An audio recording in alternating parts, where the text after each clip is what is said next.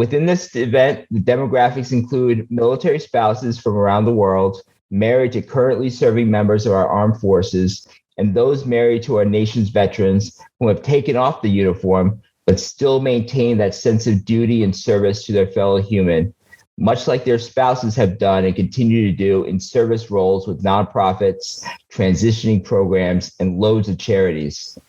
We also have with us today currently serving active duty, Guard, and Reserve service members, transitioned and transitioning service members, military and civilian retirees, dependent work-age children, Gold Star family members, and civilians with no military affiliation.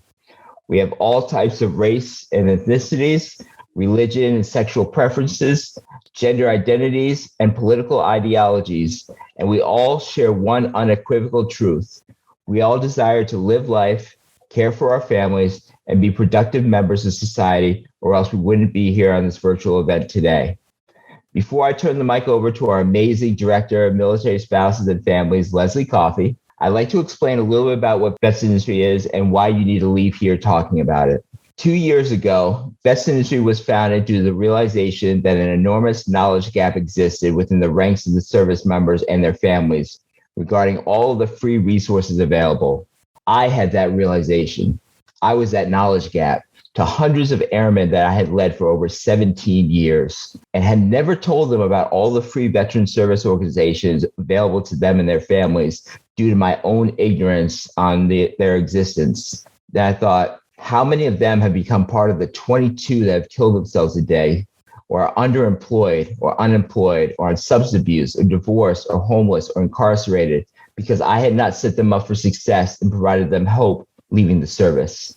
So after learning that there was over 45,000 veteran service organizations in my final year of service as a senior non-commissioned officer, a rank that is expected to know everything, I built the free nationwide resource library for veterans, military spouses, dependent children, and Gold Star family members.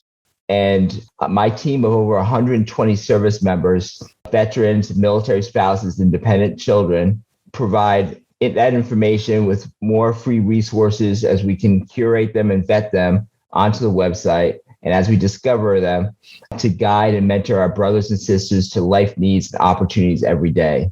But you all didn't come here to hear from me or to see me. So please let me introduce Leslie Coffey, our Director of Military Spouses and Families and key leader within Vets Industry, serial volunteer, and she also dedicates her work hours to making sure service members and military spouses have only the best mentors assisting them and their individual needs with her new role within American Corporate Partners. All right. So, Leslie, the floor is yours. Thank you so much, Brian. So excited about today. Thank you for everyone joining. And we had a pre-event and learned all of the things in and out about LinkedIn. So I hope you're able to join. And just to give you a heads up, we got some giveaways from that event, and the giveaways are not, they continue throughout today. So really excited, but I want to pass it over to Jen. So let's really start talking about Jen and her phenomenal background. So Jen is a Gold Star's daughter. She's a veteran spouse and advocate of military families. In November 2020, she was awarded Media Professional of the Year at the Rosie Network Entrepreneur Awards for her broadcast show, Holding Down the Fort, my own personal favorite podcast. It focuses on helping military spouses and families sustain a purposeful and fulfilling military life through conversation and community building. In 2018, her and her husband's company, U.S. Vet Wealth, which was formerly VetLife, received the Best Entrepreneurial Startup Company, awarded by the San Diego Business Journal. Today, their company focuses on making military benefits and financial education more relatable and simplified for seasoned military spouses, i.e. ancient like myself, so that they can make confident, informed decisions on long-term financial planning. Jen's work has been featured in multiple media outlets, including Legacy Magazine, U.S. Veterans Magazine, American MilSpouse, VeteranCrowd Network, Military Life, VirtForce, Military Veteran Dad Podcast, and so much more. During her time, she volunteers as a Veterarty mentor. We're going to be sharing all of our Veterarty links today. And to really speak to her about entrepreneurship, podcasting, support for the military, member. So without further ado, Jen, thanks so much and welcome to the B2I family. Yes, thank you, Leslie, for having me. And let me know if I need to repeat myself. I'm using my internet here for the first time. But wow, it's so weird to kind of see your bio in front of everyone. But thank you all so much for having me here. I actually don't believe that my invitation to speak today happened by accident, as in theme of this event, I too am going through a new beginning. So a little background on me. I've been living in Virginia Beach for 2.5 years. To my West Coast friends that have never been out here, I often like to describe Virginia Beach like San Diego, just with the 4 seasons. It's more affordable and a lot friendlier. I'm still getting used to it, but what I've come to love is the Southern hospitality out here in the East Coast, kind of like the Southern hospitality wave where someone gives you eye contact and you just kind of wave from a total stranger. And it's a casual wave of acknowledgement from a total stranger that you don't get anywhere else. So I admit that it was a huge culture shock for a California girl like me to live out here in Virginia Beach. In San Diego, I'm used to the consistent mid-70s weather, access to year-round outdoor activities, and unlike that Southern hospitality here in Virginia Beach, pretending to look at my phone to prevent eye contact with a stranger. And don't look at me like I'm the only one that's ever done that.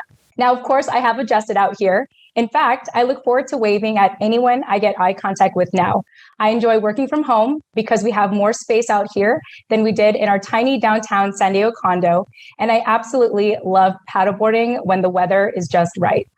My home in Virginia Beach has also become so special because it's the longest my husband and I, who's here, so hi, honey, I know you're watching. This is the longest we've lived in one home since we've been together. Our first home was for a year, second home was 7 months. So to live here for 2.5 years with the pandemic intensifying our home experience, and I emphasize intensify, if I'm sure all of you who are married understand this, felt like eternity. So either way, I started to feel like this could be our long-term home, our neighborhood, and our future. Then 6 weeks ago, at the end of June 2021, we had received our 30-day notice to move out. Our landlord caught wind that it's a seller's market right now, and he had been following the market since he bought his home 20 years ago. This was his final chance to sell, and hey, good for him. But as renters, it was not so good for us. So I actually speak to you today, not in Virginia Beach, not in my normal recording setup, but instead I'm in the middle of traveling and exploring what and where our next home will be. So this is not a PCS, but I know this is something that you can relate to. That moment when you're living somewhere and you feel like you're finally picking up your stride, only for your service member to get the news that it's time to move again. And once again, you have no choice but to start over. I've never been an active duty military spouse. I actually met my husband after he served. But I know what you're going through. Having been a military child for the first decade of my life, I remember what it was like getting reestablished, starting to really make friends, starting to have a sense of home, only to move again and again and again. So never knowing what came next in my military life, it all came to a screeching halt in October 17, 1998. My dad served in the U.S. Navy for 18 years. He was supposed to finish his career in Yokosuka, Japan. And fun fact, Yokosuka Naval Base was actually my birthplace. So shout out to all the Yokosuka babies. So my military life started there. And little did I know how it was going to end there. My dad's last ship was the USS Kitty Hawk. They were traveling from Japan to South Korea when he had gone missing. They sent a search crew out for 3 days in the Pacific Ocean, and they continued the investigation for 3 months to no success. The news spread around the military base. And being 10 years old at that time, all that mattered to me was not necessarily the missing case of my father, but the attention that I was getting, the friends that started to show up for me, the community that made me feel at home. Then, of course, without dad there to sponsor us, we had to move one final time as a military family and catapult into the civilian world as a Gold Star family. Fast forward to 20 years later, so you can do the math on my age. It's funny how my adult life still parallels my childhood. I have moved many times. In fact, this very moment isn't any different because in the last 2 weeks, I have already been in 3 different time zones. I have changed my career many times, and I'm currently on my 3rd business venture that I'm willing to tell you about. And of course, my definition of home is ever evolving. If you feel sad for me, don't. My life has been an amazing adventure. And you know why? It's because of you. the military spouse. I may have lost my dad, but my mom, my military spouse mom, kept our family going. She was holding down the fort. Yes, shameless plug for the podcast. She was holding down the fort while dad was on active duty and into our post-military life. She managed to provide, keep a roof over our head, and see to it that we all graduated with our bachelor's degree. My mom carried out my dad's dream for all of us to graduate college. She did all of this as a widow, a single parent, and an immigrant speaking English as her second language. She was masterful with new beginnings, and I know that you are too. Now, while today's Mixer will get into specific and invaluable connections to resources, employment, and networking opportunities to achieve your career goals, my hope today is to impart to you some wisdom inspired by my mom and my life so far as a Gold Star daughter, so that you might have the right mindset to welcome a new beginning. So first and foremost, it's important to acknowledge the loss that may have propelled us to seek out something new to begin with. I believe that loss helps you set a new standard moving forward. When I think about the loss of my dad, I really think about losing the kind of relationship that valued emotional connection and undivided attention. We had a strong father-daughter bond. And even if he was deployed months at a time, I never felt his absence. I only felt his presence. And thanks to him, I intentionally strive for relationships that value empathy and attentiveness. Is there an item, an opportunity, or a relationship you've recently lost? If so, ask yourself this: what did I really lose though? Really think about that and let that be the new standard you strive for in your next opportunity or relationship. My second piece of advice is to be kind to yourself. New beginnings always come with mixed feelings and impulsive decisions and everything. I want you to know that your feelings and choices during these uncertain times are valid. You have to feel things out and test things out and make a ton of mistakes to know for certain what you want to be, have, and do in this next season of your life. Like I said, I'm on my third business venture that I'm willing to tell you about, but it took the building blocks of incomplete projects and other failed ventures for me to proudly tell you of at least 3 of them. Whether it's volunteer work, an internship, or potential connections you make today that might not fall through later, they could still be the building blocks to more sustainable opportunities. So be kind to yourself. Give yourself grace to rediscover yourself. Also, please ask for help. Mental health is extremely, extremely important. For someone who had a father who may have potentially taken his life, as we start to uncover more and more of his story, because even today, we still don't know exactly what happened to him, I have come to see the value in mental health. I've personally cycled through 5 therapists since living out here in the East Coast, and 3 of them were during the pandemic. And thank goodness. There's nothing good to prove when you act strong and independent. Just get help. It's as simple as that. And if not for you, do it for your loved ones. Feel free to reach out to me directly, and I'm happy to recommend some resources if you're looking for some. Now, my third piece of wisdom is we're called a military community, emphasis community, for a reason. Take advantage of our communal spirit. This lifestyle ages us, challenges us, and can greatly discourage us. For service members, when you're part of a unit, going rogue can not only be a death sentence to you, but your unit. We need to apply that same unity, dedication, camaraderie, and loyalty in who you want to work with or work for, as well as in our personal lives. One of my favorite books when I was growing up was called Tuesdays with Maury by Mitch Albom. And there was a part in the book where Mitch was talking to Maury, who is already bedridden, and Maury gives this advice to Mitch. He says, in the beginning of life, when we are infants, we need others to survive, right? And at the end of life, when you get like me, you need others to survive, right? So his voice drops to a whisper. But here's the secret. In between, we need others as well. We also need a community to feel like we are contributing to something greater than ourselves. Another book that I recommend is called Tribe on Homecoming and Belonging by Sebastian Junger. And he shares in his book that war feels better than peace, and hardship can turn out to be a great blessing, and disasters are sometimes remembered more fondly than weddings or tropical vacations. Humans don't mind hardship. In fact, they thrive in it. And I know as our military community, you can absolutely understand that. But what they mind is not feeling necessary. We were talking earlier about the number 22 for veterans, unfortunately, committing suicide every day. And my theory, my husband and I, our theory and the work that we do in US Vet Wealth is realizing that maybe it's because they don't have that sense of purpose. They don't feel needed in their civilian society.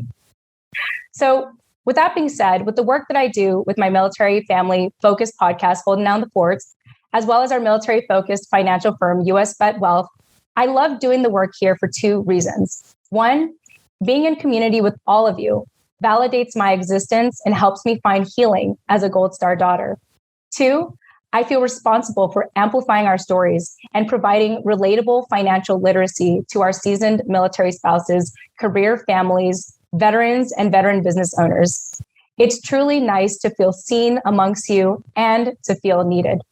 So practice that communal spirit. Seek out a community that can make you feel seen and needed. This could be the local spouse group at your new duty station, a nonprofit, a local or online social group, and much more. The possibilities are endless if you choose to seek it out. Now, the fourth piece of wisdom, and I'm almost done, I promise, is to be present. Live with intention and purpose, despite whatever time frame you may have. So I recently attended a church in Palm Springs for the first time, where there happened to be having a farewell celebration for a military family that was about to PCS. Crazy coincidence. This literally happened last weekend. Yet, in the short time they were here, the pastor praised them on stage and shared with the service how they contributed to the church and how their contribution was more to the church than the lifetime of an average attendee. And the military spouse standing on stage shared this in her farewell speech, which I thought was absolutely just amazing. She said, 4 years may not be a lot of time to make a difference, but it is a lot of time to do nothing. So ask yourself, how can you be intentional and purposeful with this current season in your life? My fifth piece of parting advice, and I'm almost done, and we'll get into Q&A after this, I promise. As you continue to move forward in life, remember to stay in touch with the familiar. What do I mean by the familiar? It's important to remind yourself of who you were and where you came from, so that you can remember why you've chosen your lifestyle today. This could involve catching up with old friends, picking up old hobbies, traveling back to your original sense of home, physical sentimental items, a journal, basically anything that reminds you of your past. So for the first time since the pandemic hit, I finally had a chance to visit my dad's marker in the Fort Rosecrans National Cemetery. His marker is amongst the section with other service members whose remains have also never been recovered. I can't put into words what it meant for me to see him again, even if it was just his marker, other than to say how he continues to affirm my personal and professional journey. I also continue to stay in touch with childhood friends, and I even keep my childhood blanket with me to remind me of my humanity, especially when I'm a crazy workaholic, which I feel like a lot of us had been during the pandemic. Lastly, I encourage you all to be grateful.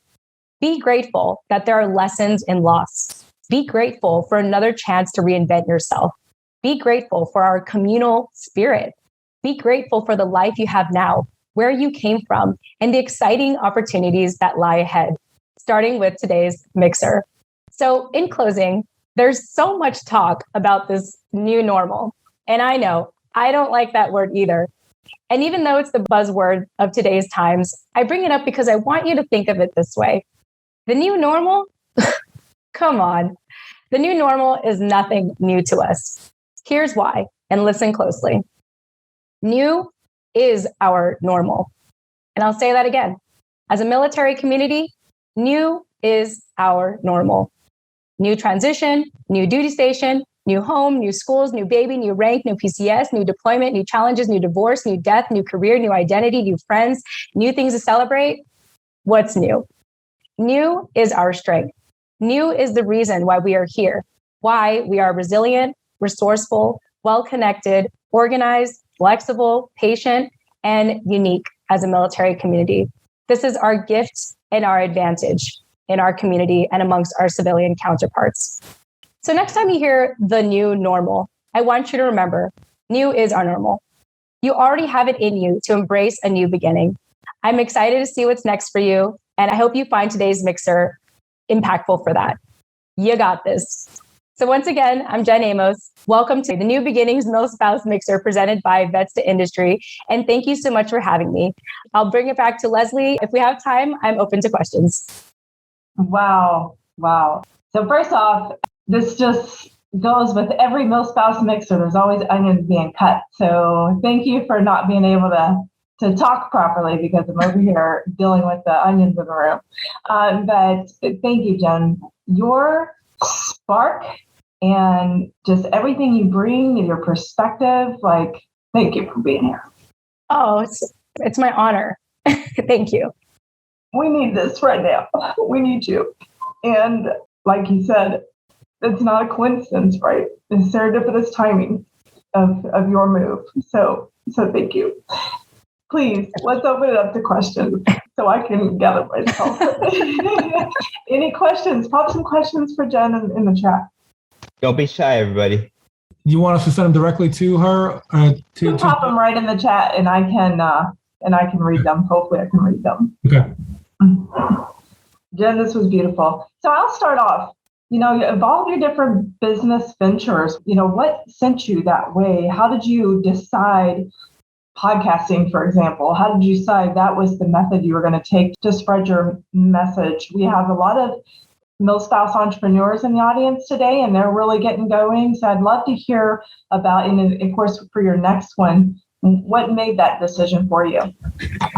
Oh gosh, I'm glad that you're allowing me to share a biased answer because podcasting has been absolutely game-changing for me. So part of my background, why I started podcasting just 2 years ago, actually. And today I've recorded probably over 500 interviews at this point. But back in summer 2019, my husband and I, who moved to the East Coast, we moved twice. And I remember arriving to Virginia Beach and just feeling this, lack of a social life. And it was hard to do it. It was just hard to kind of, be out there locally and go to these networking events and kind of just have like those 2-minute quick intros and grab business cards and hope that you can, nurture something out of that. And fortunately at the time, my husband was, and he's here, he's probably in the chat, but at that time he was sort of what we call the dog and pony show of our business, US Vet Wealth. And he was being interviewed on a ton of shows.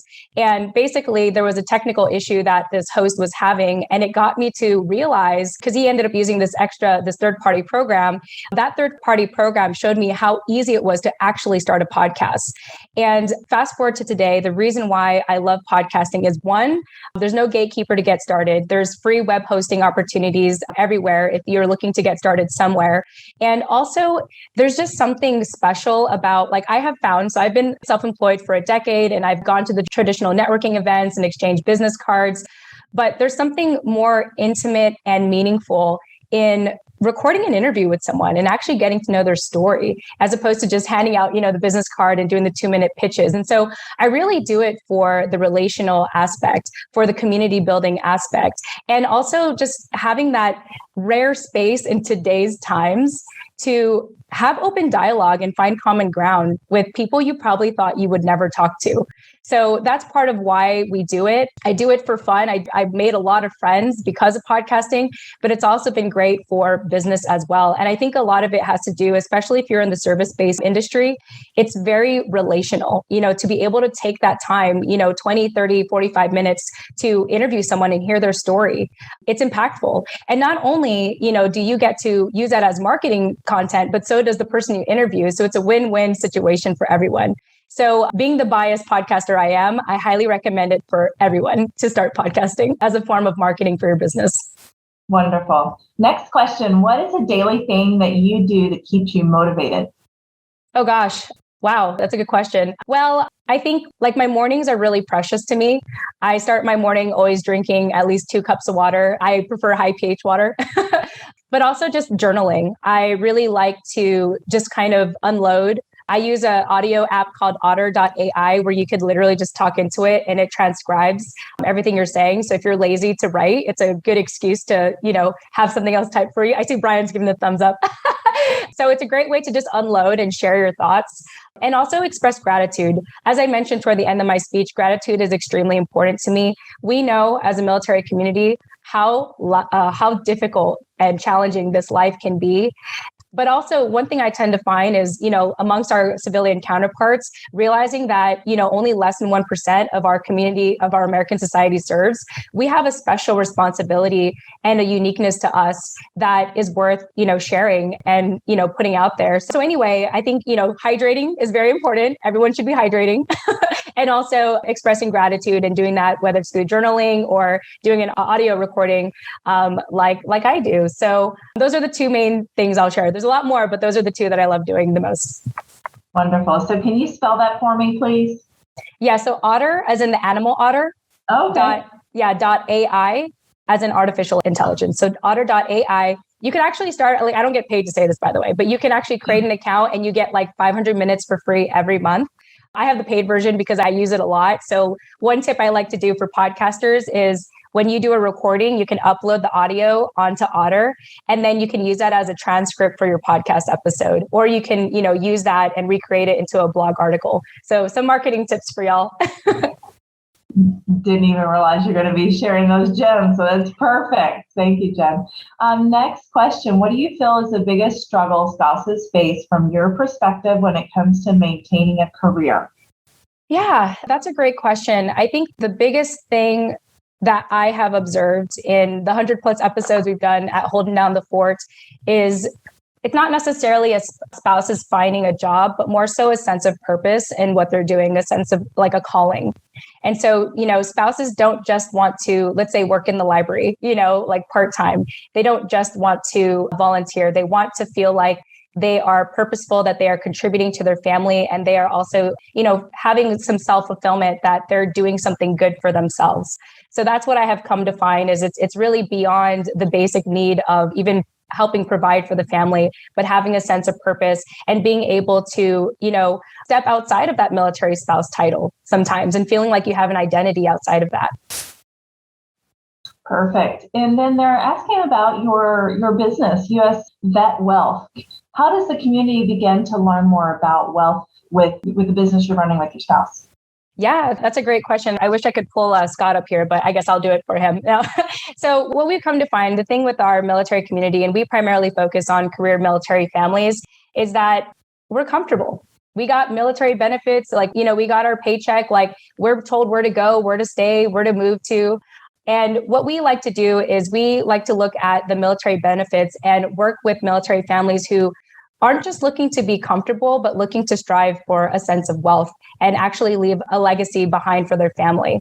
And so part of that is understanding that there may actually be better options in the private market as opposed to, what the military benefits you already have. Military benefits are great. I think they're a great standard, but considering how our military community is the healthiest demographic in America, there's actually a lot of other options and solutions that they can benefit from in the private market just because you are super healthy. And unfortunately, it's usually toward the end of their service, 15 to 20 years in, when they start to look at private options, when unfortunately, because they've already picked up a disability or, they've maybe reported in their documents that they had suicidal ideation, sometimes they won't be able to benefit for better solutions. So we like to have that conversation.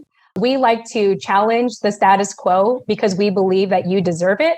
And you especially deserve it in post-military life. The last thing we want to see is, a military family transitioning into civilian life and struggling with a sense of purpose and also struggling financially. And so obviously a shameless plug, if you want to learn more about us, our website is usvetwealth.com. And also you can look for Scott Tucker in the chat here. Oh, hi, Jared. I know Jared is here as well. He's one of our clients, but you can reach out to Scott too if you want to ask any more questions. But it's a passion of ours to really, in theme of living intentionally and purposefully, we like to show you how you can do that with wealth through our company. So that's a little bit about what we do. So thanks for asking. Yeah, you bet. Okay, so next question, and we do have time for a few more, so that's perfect. How do you overcome the anxiety of starting over again and again? I mean, even with a therapist, I'm thinking, 5 in a year, how do you, just anything, how do you get over that anxiety of starting over and over again? That's a great question. Yeah, I mean, just like I said in my speech, I've been in 3 different time zones in the last 2 weeks. And I have to say, first and foremost, start by acknowledging your anxiety. Your anxiety is there for a reason. It's there to protect you. Your body is smarter than you think, than you give it credit for. So sometimes just acknowledging it is the start of reducing that anxiety. And then I would say share it. Share it with people, share your anxiety, share your fears, your insecurities with your inner circle, with the people you love, the people that you trust. Because I think one of the hard things about our military community is with all the PCS, with all the moving, with all the changes, it is very easy to feel alone, to feel like you're the only one going through something. And I've heard about this through our military spouses interviews, that sometimes they don't want to share what they're going through because they don't want the service member to not get deployed. And so it's a real issue to, kind of sweep things under the rug and keep things to ourselves.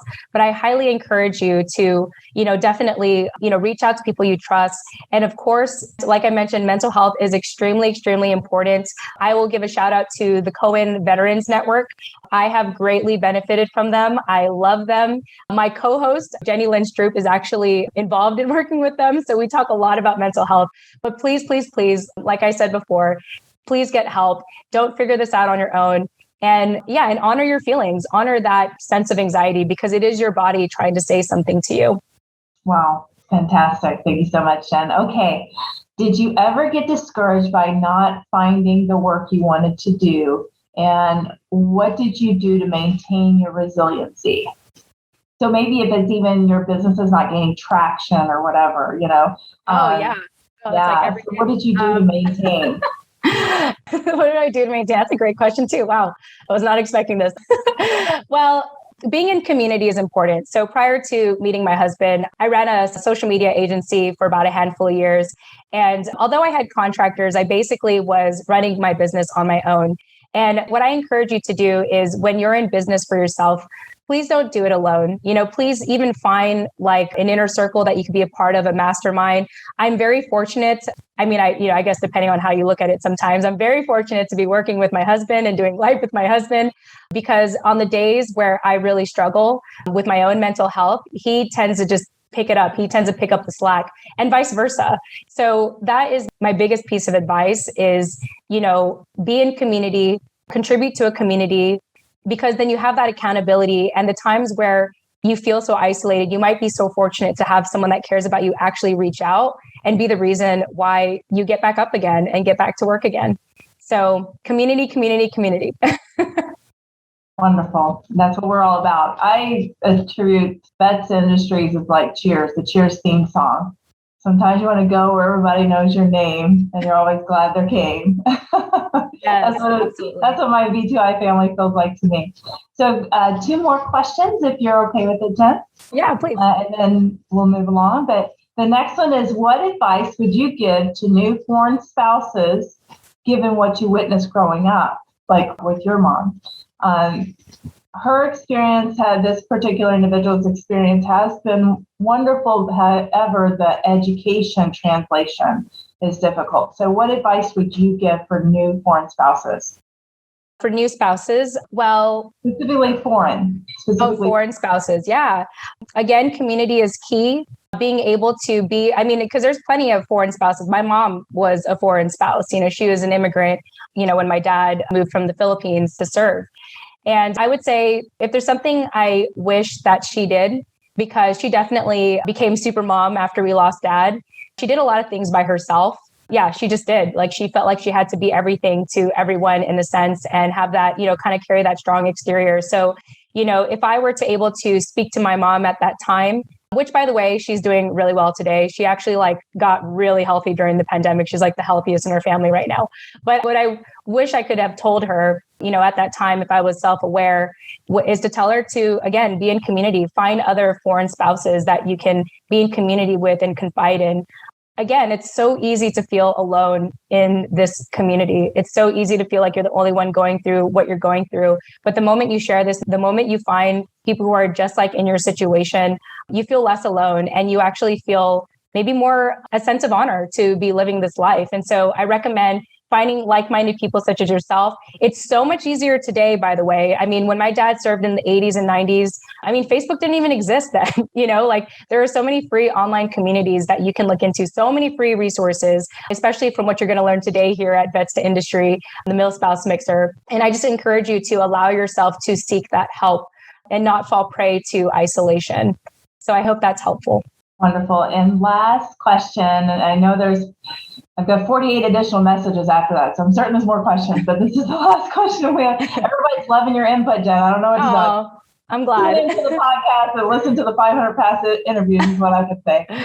So in this moment that our military families have added COVID and its many difficulties to an already often challenging lifestyle, how would you suggest pulling them back out into the community? So many, like, paid workforce is hard to find these days, right? Less alone volunteers. So how do you get that momentum again, pull them back out? We're so used to being surrounded by, these white, four white walls on the military installation. As a community organizer and program creator, this individual is observing a reluctance from the military families and specifically spouses when it comes to coming out and engaging with others again. Mm-hmm. I mean, I've seen this with my children, I could say, I see it with them as a self-defense mechanism. They're so hurt by the loss that will come with making friends. A lot of times they avoid making friends altogether because they don't want to have to go through that grieving process. So what are your recommendations for getting spouses back out, involved, especially if you're a community organizer or, a project manager or a programs creator for our community? Yeah. Well, my piece of advice for community organizers is to emphasize the importance that you need these spouses rather than say, come out, get involved, to actually say, I need you. I need your help. Just like the book, if anyone's interested, I highly recommend the book Tribe by Sebastian Junger. He talks about how we like to feel needed. And sometimes as a community organizer, as someone who wants to rally people, you have to be vulnerable and say, I need you. Can you help me? So I think that's where it starts, because otherwise, if you make it about them and how it benefits them, sometimes, especially if they're already jaded, which I completely understand.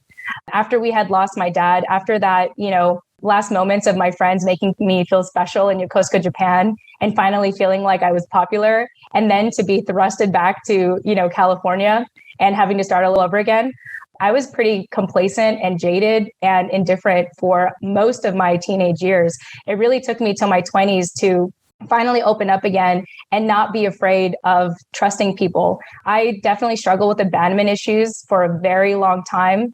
I had this fundamental belief that if I love someone too much, I'm either going to lose them or they're going to leave me or die. And so I get it. That fear, that loss is so real. And so rather than talk about it in regards to their benefit, like how it benefits them to be out in the community, I would try to go as far as say, hey, I need you. Can you help me with this? And it could even be as small as, hey, can you reach out to so-and-so? Or, hey, can you review this email for me before I send it out? Like, start small and build up to it, because sometimes it's those breadcrumbs that will pull them out of their funk and they'll thank you later for it. So I can't thank all the people, or, I think about even my husband who's here, all the little things he had done to get me out of my funk sometimes, especially when I'm upset with him and him needing me to help him. So I hope that piece of advice is helpful. I think it is brilliant. So, Jen, thank you so much for your time and sharing everything. And what an inspiration, and the exact reason that we asked you to come on and talk about this topic today. So I hope you're able to stick around. We are going to have a little talk from our premier sponsor, and then also breakout rooms. And we're going to talk about the flow of the rest of the event. But we'd love to have you join us if you're able to. But I got to go pull out my tissues. So thank you so much. Well, thank you for having me. And I hope that our conversation today added value to all of you. And you got at least one golden nugget out of our conversation. So thanks again for having me. Perfect. Brian, over to you. Wow. Jen, you are invited back anytime. Seriously. We need to get your energy on the other event where more veterans come on as well. They need to hear your passion. They need this as well. I can't thank you enough. So thank you. And please stay. There's going to be so many people that are going to want to talk to you in these breakout rooms. And